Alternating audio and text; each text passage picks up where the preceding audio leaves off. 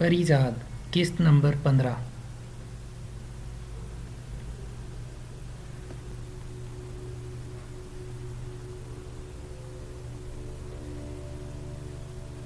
सेठ रहमान के साथ आने वाली औरत लुबना थी। हाँ, वही मेरी यूनिवर्सिटी की सबसे खूबसूरत और तरादार लुबना, जिसकी शादी सेठ आबिद नामी एक दौलतमंद कबाड़िए से हो गई थी। सेठ रहमान हम दोनों की कैफियत से बेखबर हमारा तारुफ करवाने में मसरूफ़ था। शहपारा बेगम, इनसे मिले, ये हैं पीजेड साहब, और आजकल शहर में बस इन्हीं के चर्चे हैं। और ये हैं शहपारा, हमारे मुल्क की नामवर आर्टिस्ट, पड़ोसी मुल्क में भी अपनी अदाकारी से धूम मचा चुकी हैं। आज हमने खास आपके साथ मुलाकात के लिए इन्हें मदऊ किया है। लुबना चुपचाप खड़ी मेरी तरफ देखती रही। हमारी पहले भी मुलाकात हो चुकी है रहमान साहब, मगर तब ये पीजेड नहीं थे और ना मैं शहपारा। सेठ रहमान को शहपारा की बात सुनकर हैरत का एक झटका लगा। अरे वाकई भाई पीजेड साहब, आप तो वाकई छुपे रुस्तम निकले, जबकि हम ये समझते रहे कि इस गौहरे नायाब से दोस्ती का शर्फ सिर्फ हमें ही हासिल है। लुबना उर्फ शहपारा ने सेठ रहमान की तरफ देख के बगैर कहा, हमें कुछ देर के लिए अकेला छोड़ दीजिए रहमान साहब। पुराने बिछड़े हुए मिलें तो कहने को बहुत कुछ होता है दोनों के दरमियान। सेठ रहमान लुबना की बात सुनकर हड़बड़ा कर बोला, हाँ हाँ क्यों नहीं, आप लोग बातें करें, मैं खाना लगवाने का इंतज़ाम करता हूँ। रहमान जाते जाते भी हमें हैरत से देखता हुआ पलट गया। लुबना छोटे छोटे कदम उठाते हुए मेरे करीब आ गई। परिजाद, ये तुम ही हो ना? मुझे अपनी आंखों पर यकीन नहीं आ रहा। तो तुम हो शहर के वो नए बिग शॉट, बड़े सनतकार। मेरा ताल्लुक अब फिल्म इंडस्ट्री से ज़रूर है, मगर ऐसा मैंने सिर्फ फिल्मों में ही होते देखा है। तुम वाकई एक फातेह हो परिजाद। मैंने लुबना की तरफ देखा। वो आज भी इतनी ही खूबसूरत जाज़्ब नज़र थी, बल्कि इसके हुस्न में अब उदासी की आमेज़िश ने एक अजीब सा रंग भर दिया था। हुस्न उदास हो तो कितना मुकम्मल हो जाता है। नहीं, मैं कभी फातेह नहीं रहा, बस हारता ही आया हूँ। मगर तुम और ये शहपारा, ये सब क्या है? तुम्हारा शौहर कहाँ है, वो सेठ हामिद? लुबना धीमे से मुस्काई। सेठ हामिद एक कामयाब सौदागर था। इसे जब तक इस शादी के सौदे में अपना फ़ायदा नजर आया, इसने मुझे अपने साथ रखा, और जब सूद समेत सारा मुनाफा वसूल हो चुका तो इसने 3 लफ्ज़ कहकर मुझे आज़ाद कर दिया। तुम नहीं जानते परिजाद, इसे सौदेबाजी खूब आती थी। मैंने एक गहरी सांस ली। नहीं, मैं अच्छी तरह जानता हूँ कि वो कैसा सौदेबाज था। लुबना ने चौंक कर मेरी तरफ देखा। ओह, इसका मतलब मेरा शक सही था। इसने तुमसे भी तुम्हारी शायरी का सौदा किया था। मुझे हमेशा इसके नाम से छपी इस किताब के लफ्ज़ों में तुम्हारी झलक नजर आती थी, मगर मैं खुद को ये यकीन नहीं दिला पाई कि तुम अपने फ़न को सेठ आबिद जैसे किसी दुकानदार के हाथ भेज सकते हो। मैंने लुबना की स्याह गजाली आंखों में छुपे सवाल का जवाब दिया। अभी तुमने खुद ही कहा था कि सेठ आबिद एक बहुत कामयाब सौदागर था। इसे ठीक वक्त पर अपने मतलब और लोगों की मजबूरियों की कीमत लगाना खूब आता थी। सच पूछो तो आज जो तुम मुझे परिजात से पीएड साहब बना देख रही हो, इसके पस मंज़र में कहीं ना कहीं सेठ आबिद से किए हुए इस सौदे का भी हाथ है। मगर तुम यहाँ इस महफिल में कैसे? ये सेठ रहमान तो बड़ा काइया शख्स दिखाई देता है, और तुम इसकी खास मेहमान हो। ये सब क्या है? लुबना ने दूर खड़े रहमान की तरफ देखा, जो मेहमानों को खाना लगने की इतला दे रहा था। ये सेठ भी एक कामयाब दुकानदार है।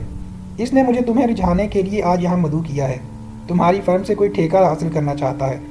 अब मेरा मसरफ इन बड़े सनतकारों के यहाँ बस इतना ही रह गया है। मैंने दुख से लुबना की तरफ देखा। और फ़र्ज़ करो तुम मुझे रिझाने में नाकाम रहती, फिर क्या होता? कुछ ज़्यादा नहीं, मेरी बची खुची इज़्ज़त नफ्स को मजरूह किया जाता और फिर किसी और सौदे के लिए मुझे पेश कर दिया जाता। क्योंकि मेरी माँ दुनिया से जाते जाते इतने उधार मेरी ज़ात के लिए छोड़ गई है कि अब मैं चाहूँ भी तो इन जंजीरों से खुद को आज़ाद नहीं कर सकती। इतने में सेठ रहमान हमारे करीब पहुँच गया।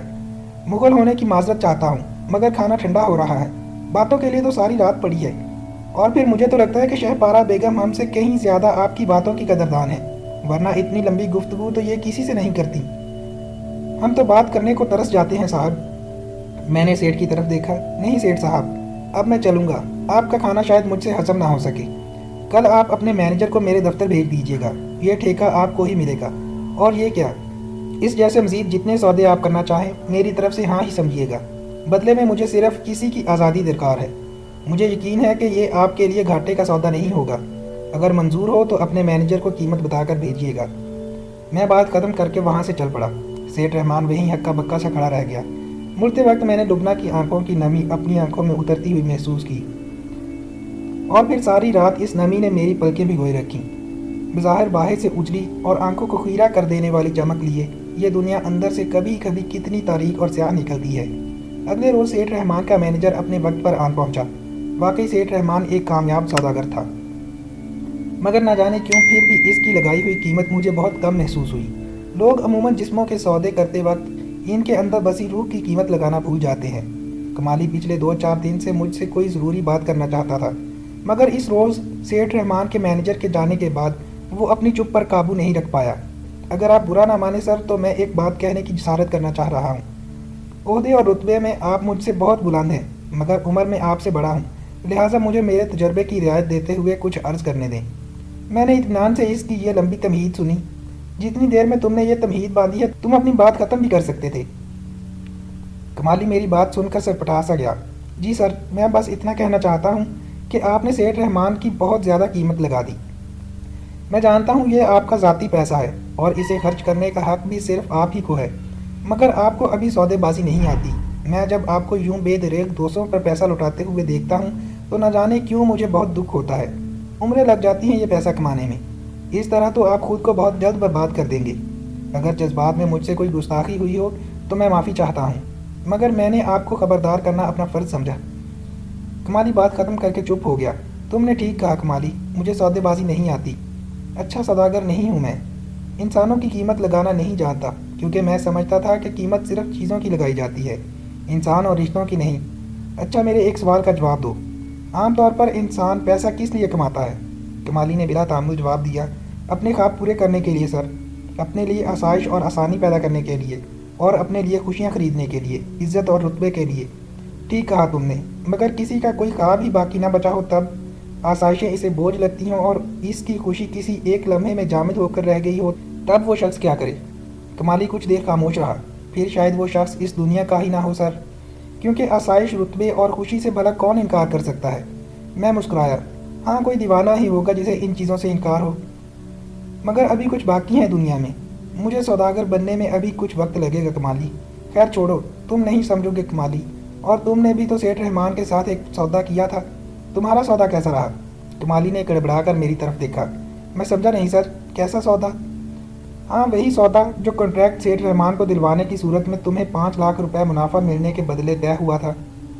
کمالی کے چہرے پر ہوائیاں سی اڑنے لگیں۔ وہ سر، وہ میرا مطلب ہے، میں نے غور سے کمالی کی طرف دیکھا۔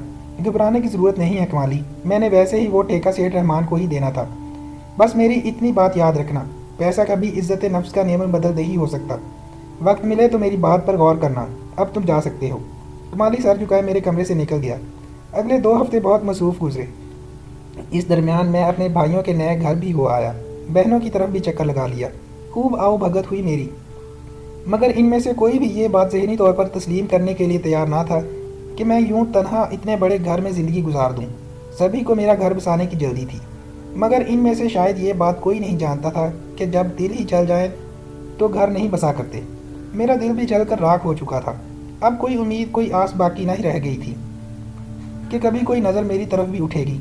ظاہر میرے ارد گرد ایسی بہت سی نازنینائیں تھیں جن میں سے میں کسی ایک کی جانب بھی اشارہ کر دیتا تو اس کے گھر والے بصد خوشی اسے میرے ساتھ رخصت کر دیتے، مگر یہ میرا نہیں، میری ظاہری شان و شوکت اور اس دولت کا کمال ہوتا جسے ابھی تک خود میرے گھر والے بھی مشکوک نظروں سے دیکھتے تھے، اور چہ میں گوئیاں ہوتی رہتی تھیں کہ آخر 10 سال کے اندر اندر میرے ہاتھ اللہ کا ایسا کون سا چراغ لگا ہوگا کہ جس نے میری کایا ہی پلٹ دی۔ ہمارا معاشرہ بھی کتنا دوغلا ہے، جس شخص کی غیر موجودگی میں اس کے رتبے اور دولت پر ناجائز ہونے کے شک میں 1000 باتیں بناتا ہے، اسی شخص کے آنے پر اس کو پوری تعظیم کے ساتھ کھڑے ہو کر ملتا ہے، اسے 1000 سفارشیں کرواتا ہے اور ساتھ کھڑے ہو کر تصویریں بنانے میں فخر محسوس کرتا ہے۔ بہروز کریم ٹھیک ہی کہتا تھا، دولت 1000 عیبوں کا ایک پردہ ہے۔ کچھ روز بعد احمد صاحب چند طالب علموں کے ہمراہ میرے دفتر آئے اور بہت دیر بیٹھے رہے۔ وہ اپنے ساتھ اس سال کا یونیورسٹی کا سالانہ رسالہ بھی لائے تھے، جس میں میری 3 پرانی نظمیں چھپی ہوئی تھیں۔ میں نے ان کے لاکھ انکار کے باوجود یونیورسٹی کی بزم ادب کے لیے سال بھر کا چندہ ان کے حوالے کر دیا۔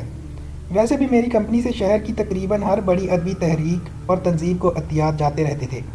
شہر میں کافی ادب دوست مشہور ہو چکا تھا، مگر میں خود ان ادبی پروگراموں میں جانے سے گریز کرتا تھا، کیونکہ اب میں شاید اپنے لفظوں اور اپنی شخصیت کے اس واضح تضاد سے اکتا چکا تھا، یا پھر اچھے لفظ اور اچھے خیالات صرف اچھی شخصیت کے ساتھ ہی جچتے ہیں۔ مجھ جیسا کوئی کتنے ہی اونچے خیالات کو لفظوں کی خوبصورت مالا میں پرو کر پیش کر دے، لفظ بے وقت ہی رہتے ہیں۔ میں خود کو مزید کسی دھوکے میں نہیں رکھنا چاہتا تھا، اگلے دن بڑے بھیا کسی کی سفارش کے لیے دفتر آئے تو میں ان سے اپنے پرانے رجسٹر اور مسودوں کے بارے میں پوچھ بیٹھا۔ انہوں نے مجھے بتایا کہ وہ ابھی وہیں پرانے گھر کی 2 چھتی والے ٹرنک میں ہی پڑے ہوں گے، کیونکہ بہت سارا سامان نئے مکان میں منتقل ہونا باقی تھا۔ پرانے گھر کا سودا ہو چکا تھا اور کچھ دن میں وہاں سے سارا سامان بھی اٹھوانا تھا۔ جانے میرے دل میں اچانک ہی میرے پرانے محلے اور گھر کے لیے ایک دم ہوک سی کیوں اٹھی۔ میں نے کاغذات تلاش کرنے کے بہانے بھیا کے ساتھ ڈرائیور کو بھیج کر پرانے گھر کی چابی منگوا لی، اور اسی شام عصر کے وقت میری گاڑی میرے پرانے محلے کے سال خوردہ لکڑی والے بڑے گیٹ سے اندر داخل ہوئی۔ میں نے گاڑی محلے کے بڑے میدان سے پرے ہی رکوا لی۔ سامنے بچے کنچے کھیل رہے تھے۔ میں بہت دیر وہیں کھڑا انہیں یہ کھیل کھیلتے ہوئے دیکھتا رہا۔ غریب محلے کے بچوں کے کھیل بھی سدا غریبانہ ہی رہتے ہیں۔ کبھی میں بھی اپنی گلیوں میں اسی میدان میں باقی بچوں کے ساتھ سارا دن کینچے اور گلی ڈنڈے کا کھیل کھیلا کرتا تھا، اور شام کو چھپن چھپائی۔ مگر زندگی میرے ساتھ ابھی تک چھپن چھپائی کا ہی کھیل کھیلتی آ رہی تھی۔ محلے کے پرانے مکینوں میں کوئی دکھائی نہیں دیا، زیادہ تر نئے چہرے نظر آ رہے تھے، غربت البتہ وہی پرانی تھی۔ میں نے کبیر خان کو اپنے گھر کا دروازہ کھولنے کا کہا اور پھر اسے گاڑی کی جانب واپس بھیج دیا، کیونکہ میں نہیں چاہتا تھا کہ وہ میری آنکھوں میں اترتی نمی دیکھ سکے۔ ہمارے کچھ جذبات اور محسوسات بہت ذاتی ہوتے ہیں، ہم انہیں کسی کے ساتھ نہیں بانٹ سکتے۔ بہت دیر تک اپنے گھر کے چھوٹے سے صحن میں کھڑا ان بیتے دنوں کو یاد کرتا رہا، جب میں دنیا کے ہر غم سے آزاد اپنے چھوٹے قدموں سے اس صحن میں دوڑتا پھرتا تھا۔ باورچی خانے سے اماں کی باجیوں کو ڈانٹنے اور سگڑاپے کے برسی کھانے کی آوازیں آتی رہتی۔ ابا صحن میں اپنا حقہ سنبھالے کھانستے اور اخبار پڑھتے رہتے۔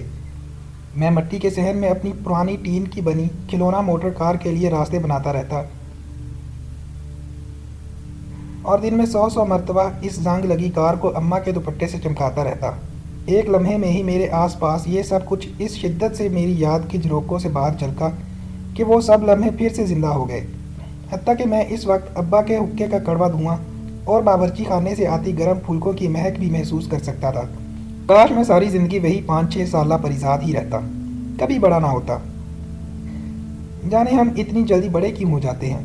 ہر بچہ اپنی ماں کے لیے پریزاد ہی تو ہوتا ہے، تو اگر میری بھولی بھالی ماں نے مجھ جیسے کا نام بھی پریزاد رکھ دیا تو ایسا کیا گناہ کیا؟ میری آنکھوں سے ٹپ ٹپ آنسو بہنے لگے۔ اچانک مجھے اپنے کانوں میں ابا کی آواز بھی گونجتی ہوئی محسوس ہوئی، پریزاد بیٹا، تم پریزاد ہی ہو نا؟ میں ایک جھٹکے سے اپنے خیالات کی دنیا سے واپس لوٹ آیا۔ کوئی مجھے واقعی پکار رہا تھا، جسے میں ابا کی آواز سمجھا تھا۔ وہ ہمارے محلے کے ایک بزرگ بشیر چچا کی آواز تھی۔ میں نے جلدی سے اپنی آنکھیں پونچھ کر پلٹ کر دیکھا۔ گھر کا دروازہ کھلا دیکھ کر گلی سے گزرتے کچھ پرانے محلے دار گلی میں جمع ہو چکے تھے۔ یہ سب وہ لوگ تھے جن کے ہاتھوں میں میرا بچپن کھیلا تھا۔ سبھی گل مل گئے اور پرانی یادوں کے سب دریچے واہ ہو گئے۔ وہ سب ابا کے دوست اور ساتھی تھے، اور پرانی باتیں یاد کر کے سبھی بیک وقت خوش اور غمگین سے ہو گئے تھے۔ گویا یاد ماضی صرف میرے لیے ہی عذاب نہیں تھی، اور بھی بہت تھے جو اس عذاب سے دوچار تھے۔ وہ سب میری ترقی دیکھ کر حیران اور دل سے خوش نظر آ رہے تھے۔ یہ پرانے محلے دار بھی بڑے دلچسپ رشتے میں بندھے ہوتے ہیں۔ جب تک ساتھ رہتے ہیں زیادہ تر ایک دوسرے سے خفا اور جھگڑتے رہتے ہیں، مگر انہی میں جب کوئی ایک بچھڑ کر کہیں اور چلا جاتا ہے اور عرصے بعد ملتا ہے تو یہ سارے خون کے رشتوں سے بھی بڑھ کر اسے یاد کرتے ہوئے یوں استقبال کرتے ہیں جیسے وہ ہمسایہ نہیں، کوئی ماں جایا ہو۔ یہ انسانی رشتے ہمیشہ دور جا کر ہی خوبصورت کیوں بن جاتے ہیں؟ فاصلے ہمارے رویوں میں اتنی بڑی تبدیلیاں کیسے لے آتے ہیں؟ یہ کیا گورکھ دھندا ہے؟ نکڑ والے منظور چچا کو اچانک کچھ یاد آ گیا۔ ارے ہاں پریزاد بیٹا، وہ مرزا صاحب کا پوچھنے ضرور جانا، بہت بیمار رہتے ہیں آج کل، ضعیف بھی بہت ہو گئے ہیں۔ مرزا صاحب کا نام سنتے ہی میرا گال اچانک جلنے لگا۔ ان کا لگایا ہوا تمانچہ آج تک میرے ذہن کے کسی نہا خانے میں گونج رہا تھا، اور تبھی اچانک ہی وہ آفت جان ناہید یاد آ گئی۔ اس کا تو ماجد سے رشتہ ہو گیا تھا، جانے اب وہ کیسی ہوگی؟ محلے کے بچے گاڑی کے گرد جمع تھے، اور ڈرائیور انہیں بھگانے کے لیے مختلف طریقے آزما رہا تھا۔ میں دھڑکتے دل کے ساتھ مرزا صاحب کے دروازے کے سامنے رک گیا۔ پھر مجھے خود ہی اپنی حالت پر ہنسی آ گئی۔ اب تو وہ کب کی اپنے گھر کی ہو چکی ہے، اور میں ہوں کہ آج بھی اس کے گھر کے سامنے کھڑا اپنے بے چین دل کو سنبھالنے کی ناکام کوشش میں مصروف ہوں۔ سب اس دشمن دل کے تماشے ہیں۔ میری دوسری دستک کے جواب میں اندر سے کسی کے قدموں کی آہٹ بلند ہوئی۔ میں ایک جانب ہو کر کھڑا ہو گیا۔ آنے والی نے دروازہ کھولا تو اس کی نظر مجھ سے پہلے دور کھڑی میری کار پر پڑی، اور پھر میری اس سے نظر ملی تو میری سانس رکنے لگی۔ वो नाहिद ही थी। नाहिद भी गड़बड़ा सी गई। मैंने इसे सलाम किया तो वो अटकते हुए बोली, आप परीज़ाद हैं ना? मुझे हमसायों ने बताया था कि आप मोहल्ले में आए हुए हैं, मगर मैं बिल्कुल भी ये तवक्को नहीं कर रही थी कि आप हमारे घर भी आएंगे। नाहिद के बाल उलझे, कपड़े मसले हुए और पैरों में पुरानी चप्पल थी। इसका जिस्म पहले से काफ़ी फरबा लग रहा था और वो तरादार, शोख, नाजुक और नटखट लड़की मुझे इस सामने खड़ी औरत में बमुश्किल ढूंढने से हिस्से बकरों में बटी नजर आ रही थी। नाहिद ने सटपटाकर मुझे अंदर आने की दावत दी। आप बाहर क्यों खड़े हैं? अंदर आ जाएं, अब्बा घर पर ही हैं। मैं झिझकते हुए अंदर दाखिल हो गया। ये वही सहन था जहाँ मैं कभी शाम को घंटा भर के लिए नाहिद को ट्यूशन पढ़ाने के लिए अंगूर की बेल के साए में कुर्सी डालकर बैठा रहता था और दिन के बाकी 23 घंटे इसी 1 घंटे की याद में गुजार देता था। शहर में 4-5 छोटे छोटे बच्चे शोर और उधम मचा रहे थे। इनमें से एक ने घड़े पर रखा पीतल का ग्लास जोर से पक्के फर्श पर गिरा दिया। शोर मच गया। नाहिद ने गुस्से में इस बच्चे को 2 थप्पड़ मारे और गुस्से और शर्मिंदगी से चिल्लाई, चुप कर जाओ कमबख्तो, देख नहीं रहे घर में मेहमान आए हैं? चलो निकलो यहाँ से, बाहर जाकर खेलो। बच्चे मुंह बसूरते सहन से निकल गए। अंदर से मिर्ज़ा साहब खांसते हुए बाहर सहन में निकल आए। कौन आया है नाहिद बेटा? नाहिद ने जल्दी से सहन में पड़ी पुरानी कुर्सी मेरे लिए सीधी की। परीज़ाद आए हैं अब्बा जी, हमारे पुराने हमसाए। मिर्ज़ा साहब ने चौंक कर अपना चश्मा दुरुस्त किया और मुझे गौर से देखा। अरे परीज़ाद बेटा, कैसे हो तुम? तुम्हारे भाइयों से पता चला था कि तुम पाकिस्तान आ चुके हो। अच्छा किया आ गए, तुम्हें देखे बहुत अरसा हो गया। मिर्ज़ा साहब इधर उधर की बातें करते रहे। नाहिद मेरी मौजूदगी की वजह से बहुत उलझी हुई और बहुत बेआराम सी दिखाई दे रही थी। फिर अचानक मिर्ज़ा साहब के चेहरे पर शर्मिंदगी के आसार पैदा हो गए। अरे हाँ, याद आया, मैंने कभी तुम्हारे साथ बड़ी ज़्यादती कर दी थी मियाँ। बाद में हकीकत खुली तो तुम यहाँ से जा चुके थे। हो सके तो मुझे माफ़ कर देना। मैंने जल्दी से कहा, ये आप कैसी बातें कर रहे हैं? बुज़ुर्गों का हक होता है। मगर ये माजिद कहाँ है? दिखाई नहीं दे रहा। मिर्ज़ा साहब ने बुरा सा मुँह बनाया। अरे होगा कहाँ, कहीं नौकरी की तलाश में दर-बदर भटक रहा होगा। नाहिद की माँ के इंतकाल के बाद इसे तो मौका ही मिल गया। महीनों अपने बीवी बच्चों को यहाँ मैके में मेरी खिदमत के बहाने छोड़कर जाने कहाँ गायब रहता है। बहुत से कारोबार आजमाए इसने, मगर कुछ जमा नहीं। आजकल नौकरी के लिए धक्के खाता रहता है। नाहिद चाय का कप लिए नमूदार हुई और इसने बाप को घूर कर देखा। बस करे अब्बा जी, ये वक्त भला इन बातों का है? मैं कनखियों से नाहिद को देखता रहा। ये नाजुक शाख गुल जैसी लड़कियां शादी के बाद इतनी जल्दी अपना रूप क्यों बदल लेती हैं? या फिर शायद माजिद जो इसका महबूब था और बतौर शौहर इसके साथ ज़िंदगी गुजार रहा था, इसके लिए नाहिद अब भी इतनी ही दिलकश और ख़ूबसूरत हो। कहते हैं हुस्न जब हमारे रोज़मर्रा के मामूल में शामिल हो जाए तो अमूमन अपना असर खो देता है, या फिर सदा के लिए अपने पहले तासुर के साथ हमारी याददाश्त में जामिद होकर रह जाता है। मैंने पूरे 10 साल के बाद नाहिद को देखा था, इसलिए शायद मैं इसके बढ़ते हुए वज़न से कुछ उलझन महसूस कर रहा था। लेकिन क्या महबूब के रूप बदल लेने से हमारी मोहब्बत का नज़रिया भी बदल जाता है? या फिर हुस्न परस्तों का शेवा ही मीर की गज़ल और क़याम की रुबाई को इसके सरापे में ढलते हुए देखना होता है? मैं इन्हीं ख्यालों में मगन चाय के छोटे छोटे घूंट ले रहा था। नाहिद सर झुकाए मेरे करीब ही खड़ी थी। इतने में अचानक शहर का दरवाज़ा खुला और गर्द और धूल में अटा एक थका हारा सा शख्स अंदर दाखिल हुआ। हम दोनों की नज़र मिली। नाहिद को मेरे करीब खड़े देखकर इस शख्स के माथे पर तेवरियाँ सी पड़ गईं। नाहिद भी कुछ घबरा सी गई और जल्दी से इसकी जाने बढ़ी। अरे माजिद, तुम आ गए? देखो परीज़ाद साहब हमारे घर आए हैं। पहचाना नहीं तुमने इन्हें? माजिद ने कड़ी नज़रों से मेरी तरफ देखा।